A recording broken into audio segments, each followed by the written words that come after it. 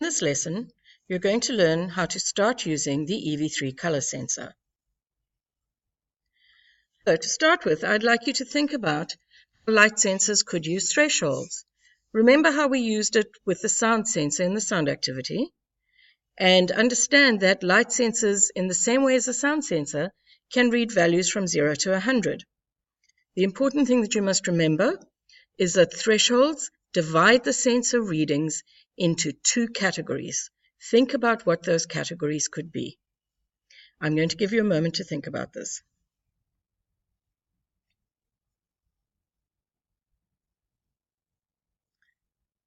Okay, we're using a color sensor. This can be used in color mode, or in reflected light mode, or in ambient light mode. Let's look at those three. This is how you do it. You're going to use the weight block again. At this point, we are not going to use the yellow sensor blocks. So you're going to use the weight block again, and you go down to the second one, it says color sensor, and you're going to compare, and you can choose either color or reflected light intensity or ambient light intensity. Color, reflected light intensity, ambient light intensity. Color mode. The robot can recognize several different colors. 0 is no color, 1 is black, blue, green, yellow, red, white, and brown. Now, you've got to be careful. It really recognizes the Lego block colors. So if you're using paper or tape, it might actually not recognize it as that color. So if you're using paper or tape, you need to check it first with your view mode in order to make sure that it's reading it as the color you want it to see. And to be sure it's in color mode, the sensor shines red, green, and blue LEDs while in this mode.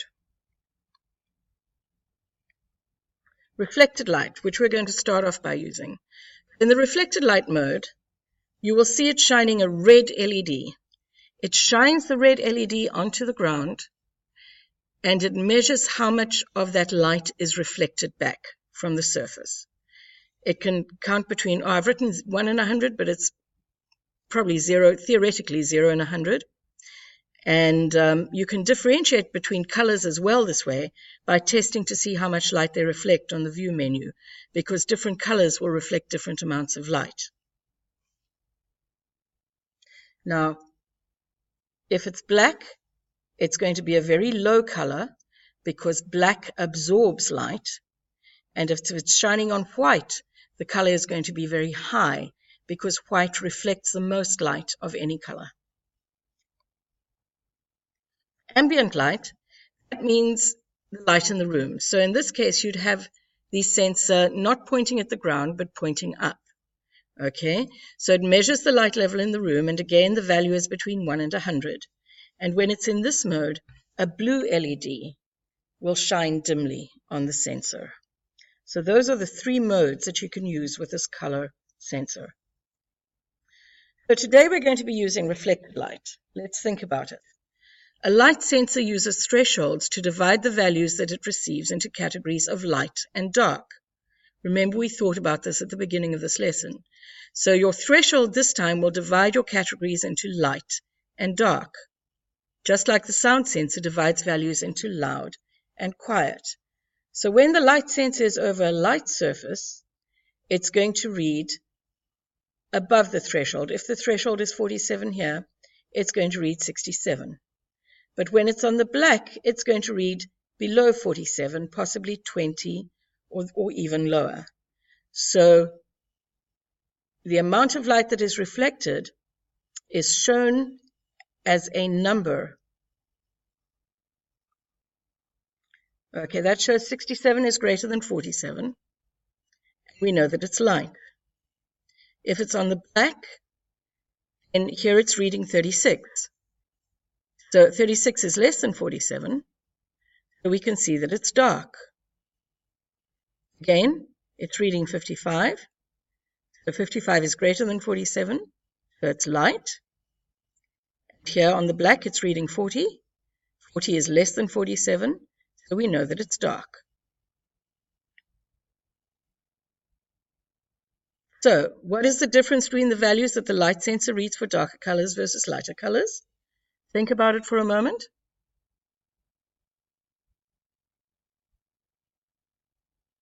Higher numbers equal brighter colors, and lower numbers equal darker colors. You can read the light sensor values by going into View Mode, the third tab on the EV3 screen. And you'll select Reflected Light, port number, and you'll see the readings.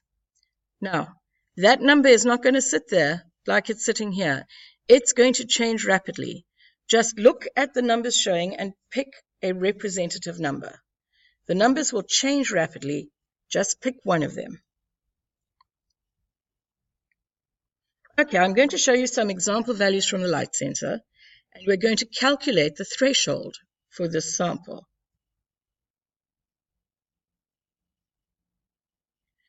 So the light sensor is reading 70 over white. It's reading 52 over dark. So what will our threshold be?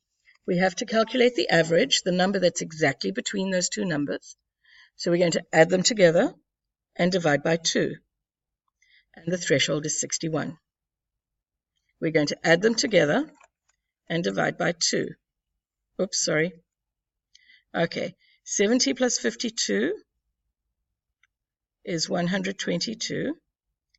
And then we divide by 2. 2 goes into 12. Oops, don't do that.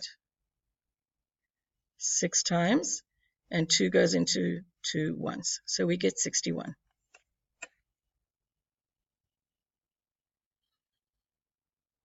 Okay, so in the last lesson, we used the threshold to tell the robot to wait for a value above or below the threshold.